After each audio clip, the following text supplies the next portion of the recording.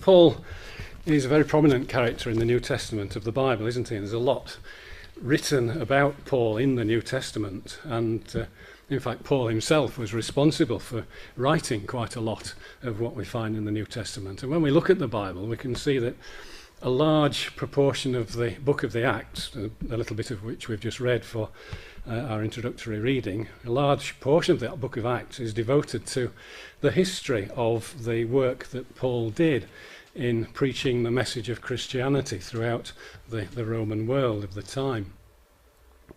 And if we look at the New Testament, we find that a large part of it is made up of Paul's writings, in particular the letters that he wrote to some of the churches that he helped to establish, and also to individual believers who were in those churches. So it's obvious, isn't it, from just those few facts, that Paul is an important person in the life of the early Christian church. But Paul started his life, and he started his religious career in a very different way indeed. Because we find that, in fact, the early part of Paul's life was spent as an upcoming force, a force to be reckoned with in the Jewish faith. He was a man who was destined to become an important member of the Jewish community. He was destined for great things until that day, that one day in his life that changed everything, when he was travelling from Jerusalem to Damascus. And we've just read about that, haven't we? And we'll come back to that shortly. One thing that we need to note about Paul is that during his early life, before he became a Christian, he was known by his Jewish name of Saul. And so as we look at the book of the Acts, we find that in the early part of it he's referred to as Saul, and it's only later on that he became known as Paul, which is the Roman form of his Jewish name, Saul.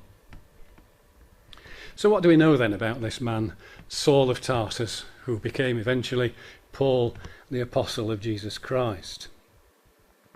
Well, there are a number of places during Paul's later life where he speaks about who he was and where he came from, and we can build up a picture of the man from what he tells us. So we're going to have a look at some of these, and we can see what we can find out about Paul. So come on, machine, work. There we go. In Acts 22 and verse 3, we can read these words where he says, I am verily a man which am a Jew, born in Tarsus, a city in Cilicia, yet brought up in this city at the feet of Gamaliel, and taught according to the perfect manner of the law of the fathers, and was zealous toward God, as ye all are this day. He talks about being brought up in this city because he's speaking in Jerusalem. He's telling people about his background, and he says, as we already know, that he was a Jew, that he was born in Tarsus in Cilicia. You can see that highlighted on the map there. It's now in southeast Turkey. Obviously it wasn't Turkey then, but that's where we see it today. He was brought up in Jerusalem and studied under this man called Gamaliel, who was one of the very greatest and most respected rabbis in first century Jewish community. And thus, because he studied under this notable person, he probably had one of the very best educations in his society that it was possible for his time. And because of his upbringing and his background, he became fully devoted to his faith in God, his faith as a Jew. And so we're starting to build up a picture, aren't we, of who this man was. If we look at one of his letters, the letter to the Philippians, and chapter 3 and verse 5, we find that he adds these little snippets of information.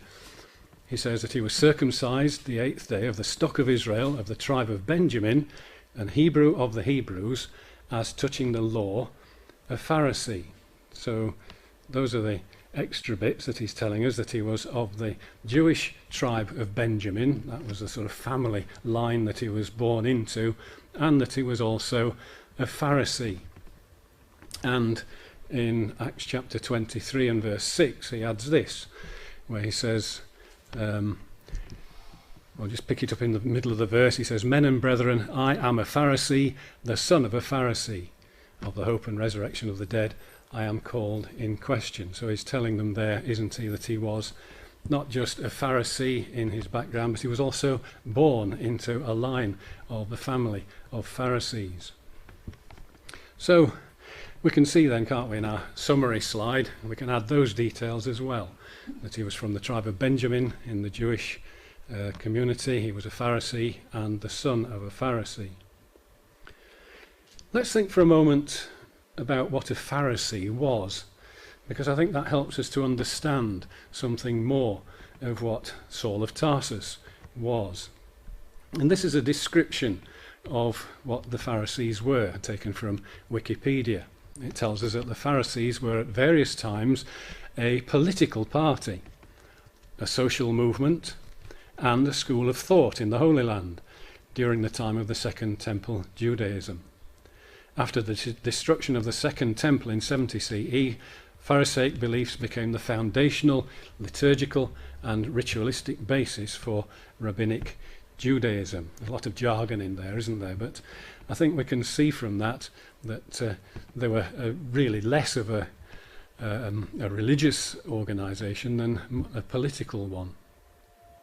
And so I think we can build up a sort of summary of what the Pharisees were, at least thinking it particularly from the religious point of view, because despite their political leanings, they also were very strong in their religious beliefs. They were strong believers in the Torah, and that's the first 5 books of the Old Testament as we have them, the 5 books of Moses, which was the written law that the Jews believed. And they were very strong believers in what the Torah says. But they also developed an oral law, which was a commentary on those first 5 books of Moses called the Torah, and they used this oral law to explain the laws that were given in the Torah and to explain how to carry out the commandments that were written in the Torah. And to some degree, the oral law actually became more important to them than the written law of Moses. They also believed in an afterlife, and they believed in the resurrection of the dead. So this is the way of thinking that Saul of Tarsus was brought up into. His father being a Pharisee, he would have been steeped in this way of thinking from a very early age. And in Acts chapter 22 and verses 3 to 5, he gives a description of how he responded to this upbringing in his attitude to the early Christian church. He says, I am verily a man which am a Jew, born in Tarsus, a city in Cilicia. We've seen that, haven't we? And he says, he was zealous toward God, as ye all are this day. And I persecuted this way, he's talking about the Christian belief, the Christian system, Christian church, I persecuted this way unto the death, binding and delivering into prisons both men and women, as also the high priest doth bear me witness, and all the estate of the elders, from whom also I received letters unto the brethren, and went to Damascus, to bring them which were there, bound unto Jerusalem, for to be punished.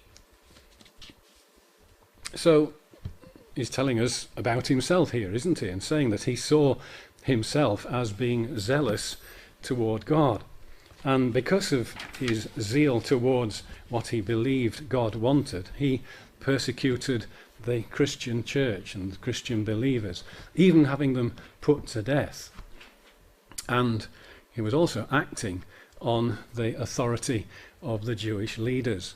They were endorsing what he was doing and giving him special authority to do these things, to persecute the Christians. So Saul of Tarsus saw the Christians as a false religion. He saw them as people having beliefs which are in opposition to the teaching of Judaism, and he saw it as something that must be stamped out at all costs.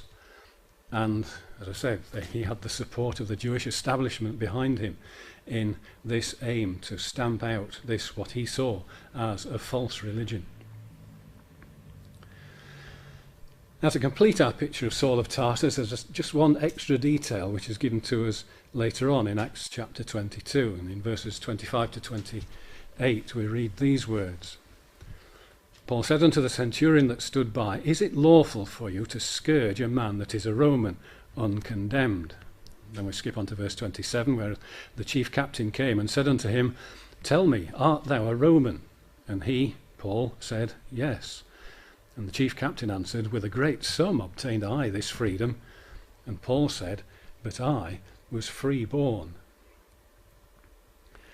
So what this tells us is that in addition to his exalted status in the Jewish community, Paul also enjoyed a privileged status within Roman society as well. And it's something that he seems to have inherited from his parents, since he describes himself as being free-born. So not only was he born into one of the highest levels of Jewish society, he was also born into one of the higher levels of Roman society as well. So he was a very privileged person. These are some of the privileges that were enjoyed by someone with the status of Roman citizenship. Get it out, Roman citizenship. He would have been blessed with safety from the death penalty. He would have been given the right to vote.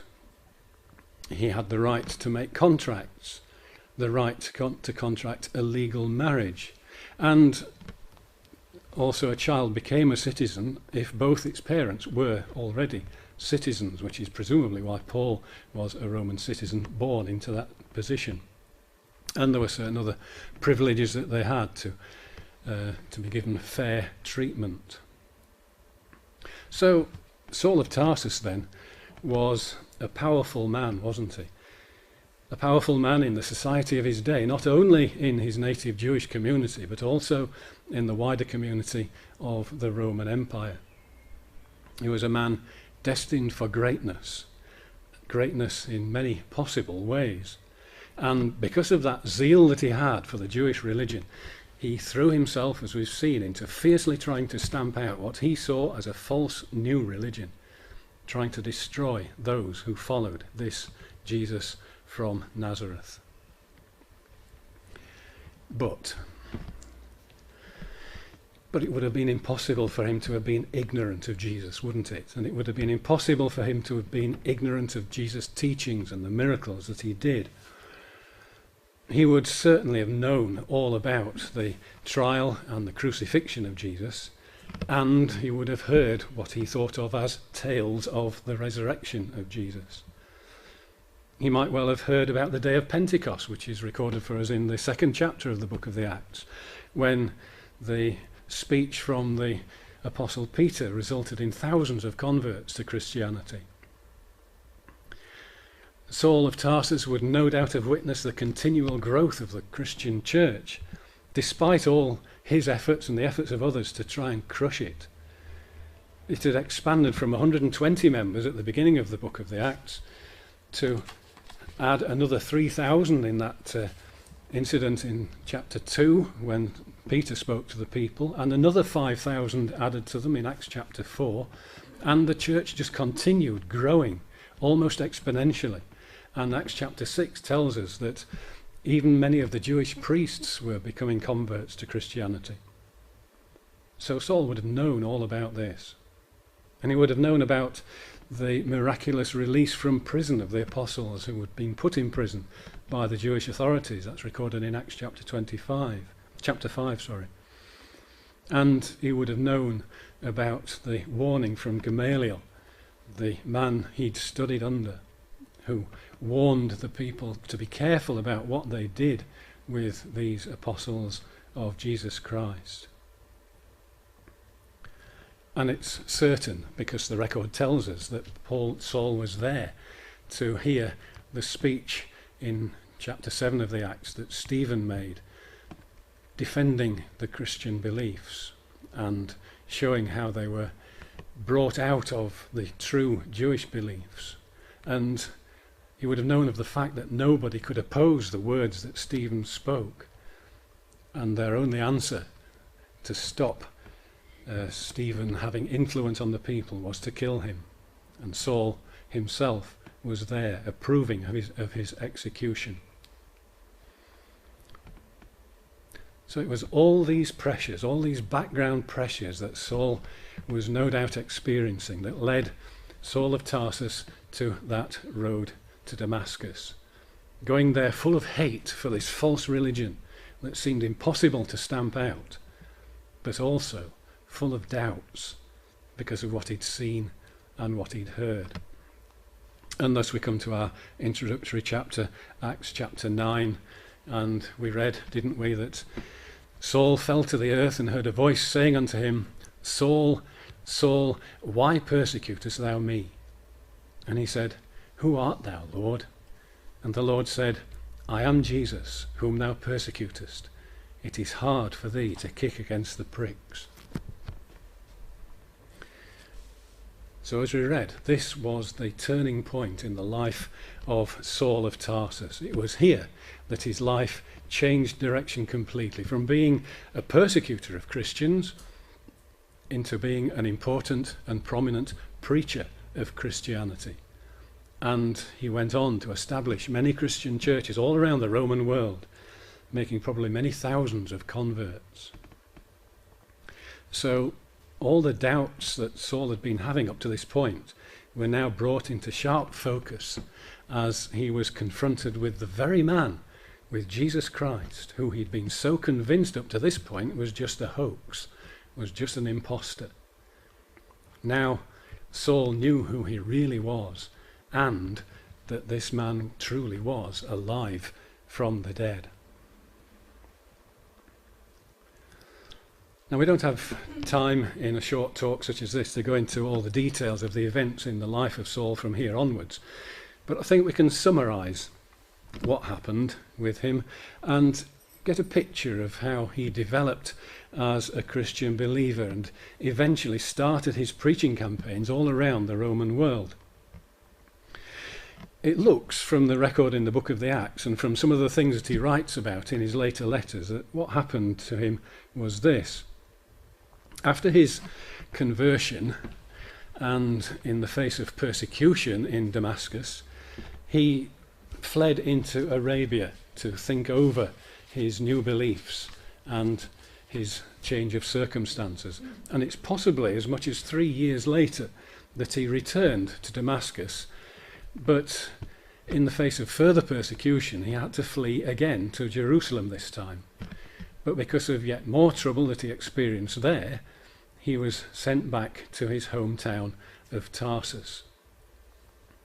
And it's sometime later that we're told in Acts chapter 11 that Barnabas, a prominent member of the church in Antioch, went to Tarsus to bring Saul back with him to become a member of the Antioch church, because there had been a church established in Antioch for a little while by that time. And it was while they were at Antioch that Barnabas and Saul were called to begin their work of spreading the gospel message to a wider audience around the Roman world. It says in Acts chapter 13, as they ministered to the Lord and fasted, the Holy Spirit said, Separate me Barnabas and Saul for the work whereunto I have called them. And so this call, this commission, if you like, to go out and spread the message of the Christian gospel message led Saul to make 3 extensive journeys around Asia and into Greece. The first journey, highlighted there in green, took him from Antioch, the church in Antioch, via Cyprus and into the central part of Asia, establishing several churches along the way. His second journey, highlighted in red, took him back through Central Asia, but onwards into the west and into Greece. And then the third journey covered similar ground, highlighted this time in green, covering similar ground to the second journey and returning eventually back to Jerusalem.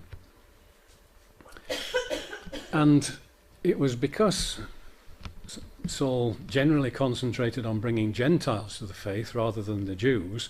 I mean, that was part of what he'd been commissioned to do by Jesus on that road to Damascus.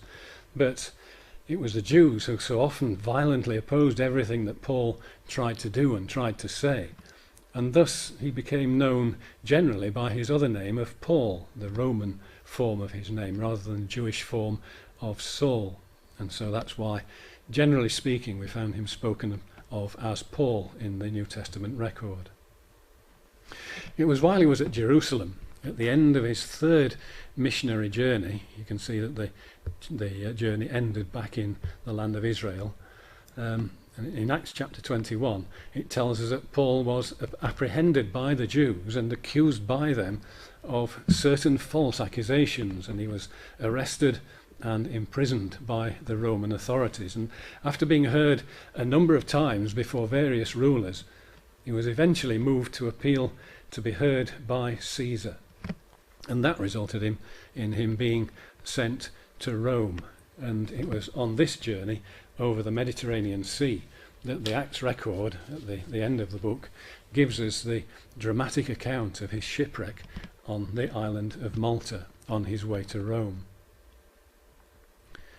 And the book of the Acts ends by telling us about Paul's eventual arrival in Rome and how he was kept under house arrest as he waited for his hearing before Caesar. What happened to Paul after that is rather less clear, because the Bible record of his life ends at that point. There are some snippets of information that we can glean from the letters of Paul, and it seems that what probably happened was that he was tried in Rome before Caesar and acquitted and set free.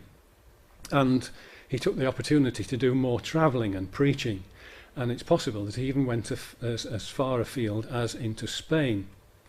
But at some point it seems that he was rearrested and found himself again in prison in Rome, and this time he was tried and he was condemned to death.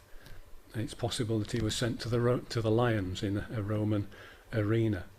None of that is absolutely certain, but that's possibly what happened to him. And we're told very little about his later life in the Bible record. So that then is a brief look at the life of this man who started his life as a persecutor of the Christian church, but spent most of his life as a preacher of that he had originally tried to stamp out. And he ended his life by dying for the beliefs that he had. But more important than all these details of the life history of the Apostle Paul is to ask ourselves, what did he believe? What did he preach? What was it that made him give his life over after his conversion to spreading the beliefs that he held? Well, if we go back to his background, we remember how he started his life as a man who had his beliefs firmly founded in Old Testament Judaism. And he believed in the promises that were made by God in the Old Testament to his ancestors. Promises about the Jewish nation being God's special people, a people who would eventually come to rule the world. He believed that the kingdom of God was eventually going to be established in Israel, and it would have its influence worldwide. And he would believe that someone would come, a Messiah would come, who would become king in that kingdom of God and rule the whole world. It was only after his conversion that Paul could see that it was Jesus of Nazareth who was indeed that Messiah. And it was Jesus of Nazareth who was destined to be that king of the kingdom of God. And also that he was the only one through whom mankind could have any hope of a future life. That all the promises and the hopes that were presented in the Old Testament were in fact fulfilled in Jesus. So Paul would have read, for example, the Old Testament passage of Genesis chapter 12, and he would have seen in them promises made to Abraham, the Jewish forefather. The Lord said unto Abraham, I will make of thee a great nation, and I will bless thee and make thy name great, and thou shalt be a blessing.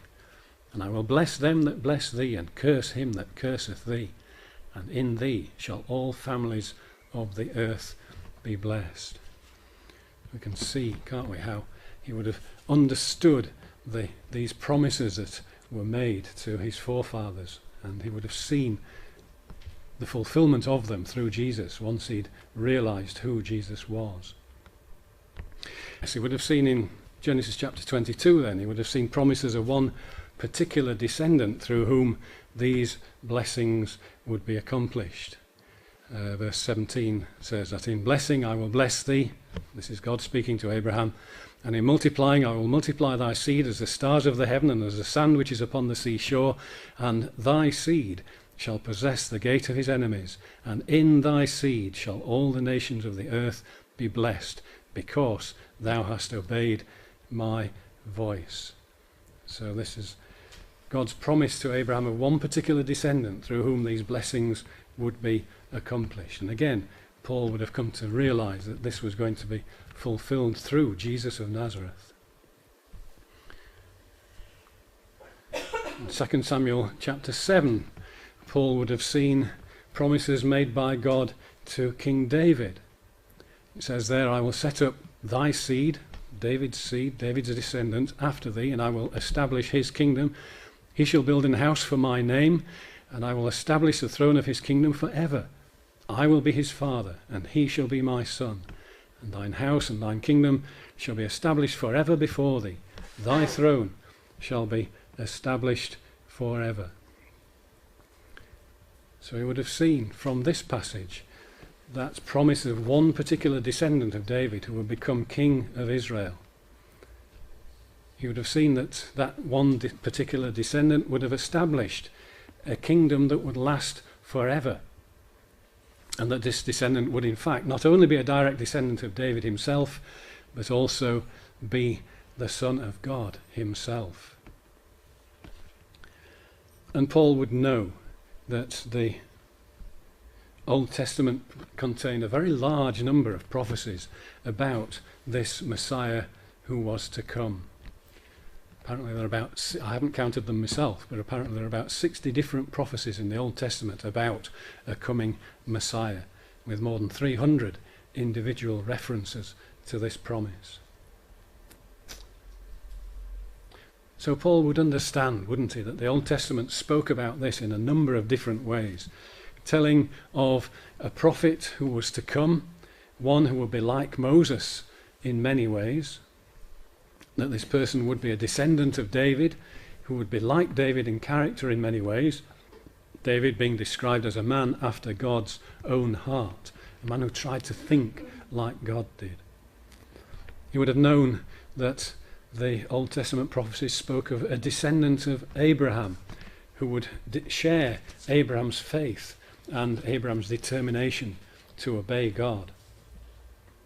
But he would have also read passages that he found much more difficult to understand with his Jewish background until he was confronted with the truth of Jesus. He would have perhaps read Psalm 22 that speaks of a man suffering terribly to bring about the purpose of God. And it's a psalm that we now can see with the benefit of hindsight, and that Paul no doubt would have been able to see once he'd encountered Jesus Christ on the road to Damascus.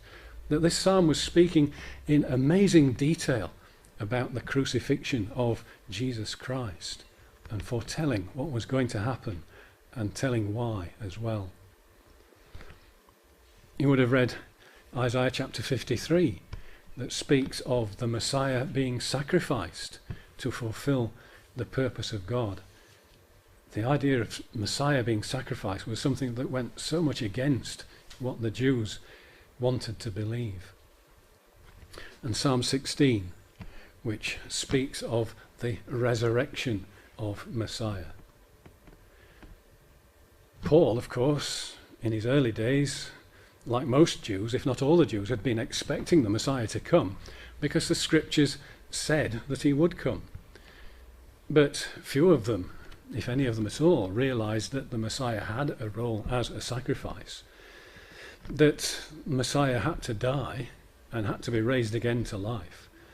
Despite the fact that the Old Testament scriptures spoke about this. They only saw the role of the Messiah as a king and expected that king to take over the world.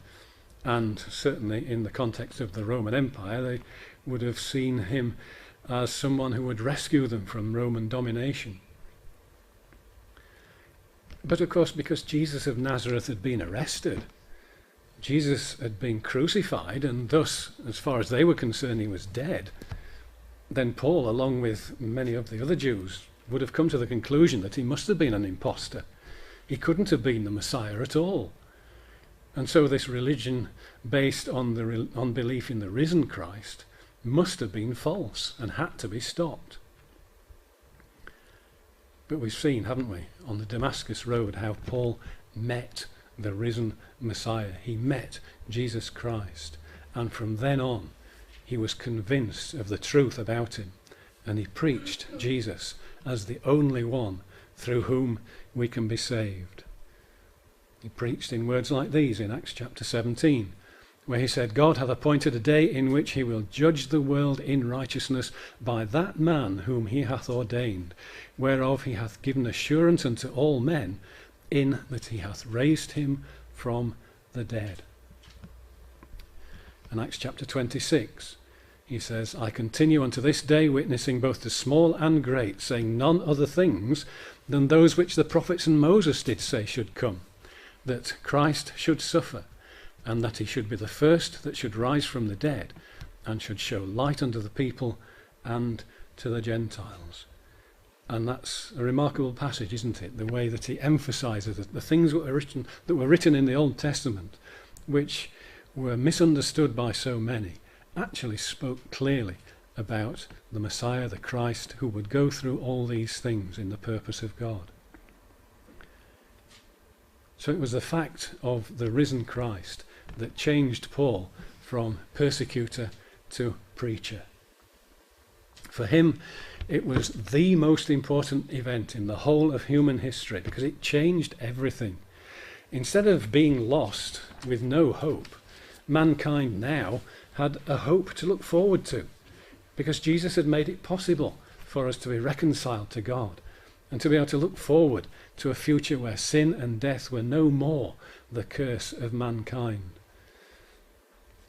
The promise of a future where the beauty and the loveliness of a world ruled by God through Jesus Christ, his Son, would result in all the promises and all the hopes that were made in the Old Testament scriptures becoming reality in the kingdom of God. So, Saul of Tarsus, a Jew who was full of zeal for the things of God, a man who fully believed that Jesus was an impostor and the Christian church was an abomination and should be stamped out, was brought abruptly to a stop on that road to Damascus. It was there that he realized who Jesus was and what Jesus represented. And he saw from then on that all the promises in the Old Testament Bible were fulfilled in Jesus, and that the only hope for any kind of meaningful future for people hinged on belief in Jesus.